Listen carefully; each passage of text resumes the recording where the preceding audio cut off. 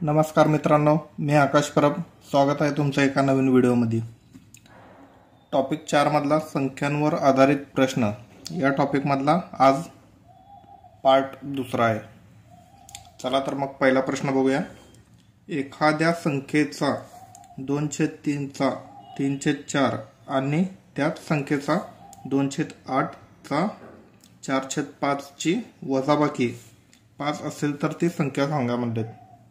मग आता काय करायचं, इथं जसं प्रश्न सांगेल तसं आपल्याला मांडणी करावं लागेल. पहिल्यांदा एखाद्या संख्येचा म्हणजे काय, एक्सचा 2/3 2/3चा 3/4 आणि त्याच संख्येचा म्हणजे त्याच संख्येचा 2/8चा 4/5 यांची वजाबाकी किती आहे, 5 आहे. मग यांची इथं वजाबाकीचं चिन्ह येईल. तर ती संख्या सांगा. तर ती संख्या काढायची आपल्याला, म्हणजे काय, एक्स काढायचं आहे. 3 गेलं, बे एकम बे, बे दोन्ही 4. आता इथं आलं x/2 वजाबाकीमध्ये. आता इथं 4 दोन्ही 8, 8ला 8 गेलं. इथं आलं x/5 बरोबरच्या इकडं आहे 5. आता क्रॉस गुणाकार करून घेऊ आपण. 5x वजा 2x छेद 5 दोन्ही 10 बरोबरच्या इकडं 5 आहे. आता 5तून 2 गेले, 3x/10 बरोबर 5. आता 10 इकडं जाऊन गुणाकार होणार. मग x ची किंमत आली, x = 5×10 छेद 3. हे आपलं बरोबर उत्तर असणार आहे. चला तर मग आता दुसरा प्रश्न बघूयात आपण.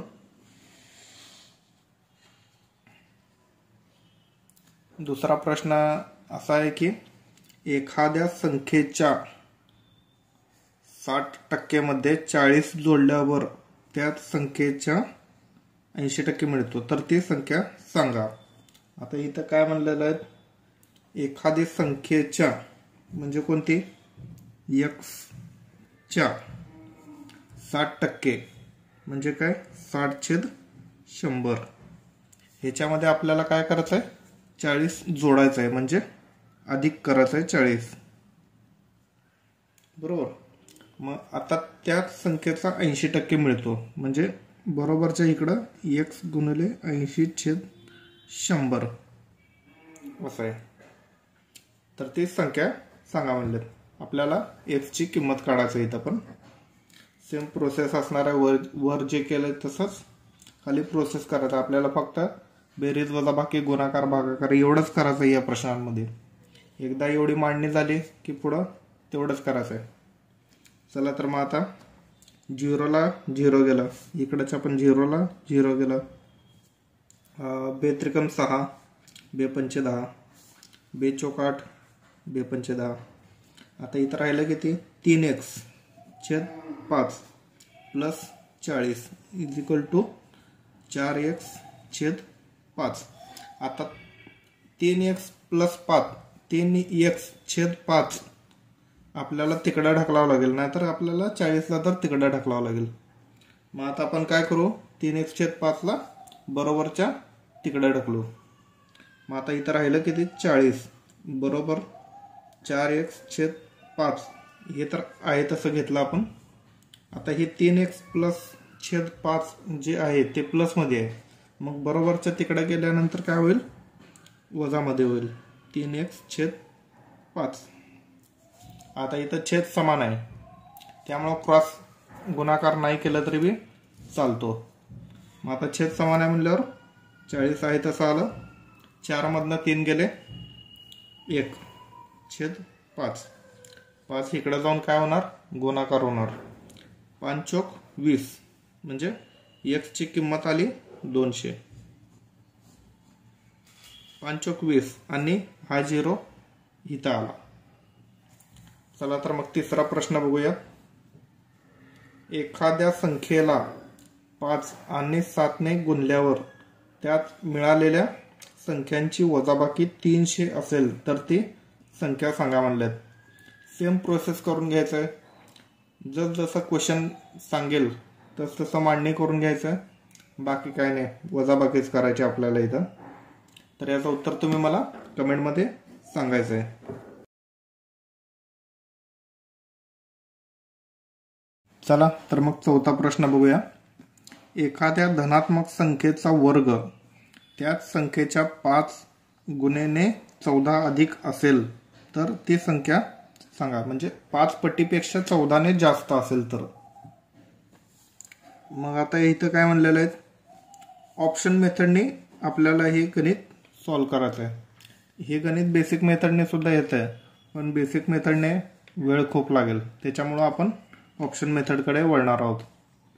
पहिला ऑप्शन काय आहे आपला 4. मग आता एखाद्या धनात्मक संख्येचा वर्ग म्हणलंय म्हणजे काय, 4चा वर्ग किती असतो 16. त्या संख्येच्या 5 गुणेने 14 अधिक असेल तर. मग आता हा वर्ग आहे. आता त्या संख्या कोणते 4, 5 गुणे म्हणजे 5 पटीपेक्षा 14ने अधिक असेल तर आपल्याला ही संख्या मिळायला पाहिजे.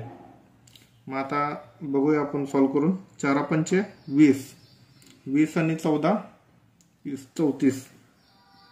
तर मग ही ऑप्शन येत नाही. पहिलं ऑप्शन चुकीचं आहे. दुसरा ऑप्शन बघू आपण. 8चा स्क्वेअर किती आहे 64. आता 8 गुणिले 5 प्लस 14 आपल्याला 64च यायला पाहिजे, तरच तो ऑप्शन बरोबर येईल. चला तर मग बघूया. 8 पंचे 40, 40 आणि 14 50, 54. तर इथं पण 10चा डिफरन्स आहे, त्यामुळे हे पण ऑप्शन चुकीचं आहे. तिसरा ऑप्शन बघूयात आपण आता. तिसरा ऑप्शन काय 7 म्हणजे 7चा वर्ग, 7 7 49. मग आता काय करायचं आहे, 7 गुणिले 5 अधिक 14, 7 5 35, 35 आणि 14 किती झाले 49. तर आपलं हे बरोबर आलेलं आहे इथं. मग आता तिसरा ऑप्शन आपला बरोबर आहे. ही प्रश्न नीट वाचल्यानंतर तुम्हाला कळेल की ऑप्शन मेथड कसे सोडवायचं ते. त्यामुळं कधी पण संख्यावर आधारित प्रश्न असेल तर प्रश्न नीट वाचणे एवढंच काम करायचं आहे. चला तर मग 5वा 6वा प्रश्न हे बघूयात. एका संख्येचा 3/4चा 2/5 जर 174 असेल तर ती संख्या सांगा म्हणलेत. तर याचं उत्तर तुम्ही मला कमेंटमध्ये सांगायचं आहे. आणि प्रश्न जसं सांगेल तसं तुम्ही जर सोडवत गेलं तर हा प्रश्न काहीच नाही आहे. 6वा पण प्रश्न सेम तसाच आहे, तो पण मला तुम्ही कमेंटमध्ये सांगायचं आहे त्याचं उत्तर. आता 7वा प्रश्न. आता 7वा प्रश्नामध्ये काय म्हणलेत, 2 संख्यांची बेरीज 25 आणि वजाबाकी 13 असेल तर त्यांचा गुणाकार काय असेल. मग आता इथं 2 संख्या कोणत्या आहेत तर आपल्याला माहीत नाही. मग आपण ए आणि बी मानू. मग आता 2 संख्यांची बेरीज, ए ही पहिली संख्या मानली आपण आणि बी याला दुसरी संख्या मानली, बरोबर. तर मग आता ए प्लस बी, तर याची बेरीज किती आहे 25 आणि ए वजा बी यांची वजाबाकी किती 13. तर मग बी ला बी कट झालेला आहे, इथं 2 ए राहिलेला आहे आणि यांची पण बेरीज होईल. 5 आणि 3 8, 2 आणि 1 3, 2 1 2 19 2 38. मग इथं ए ची किंमत आपल्याला 19 आलेली आहे. मग आता सेम ए ची किंमत एक तर ह्या ह्याच्यामध्ये ठेवायचं नाही तर ह्या ह्याच्यामध्ये ठेवायचं. मग आपल्याला बी ची किंमत भेटेल. मग आता ए ची किंमत आपण वरच्या ह्याच्यामध्ये ठेवू, म्हणजे 19 plus B is equal to 25. मग आता 19 तिकडे जाऊन काय होणार 19 तिकडे जाऊन काय होणार, वजाबाकी होणार. मग आता बी इज इक्वल टू 25 मधून 19 गेले किती राहिले, मग 6.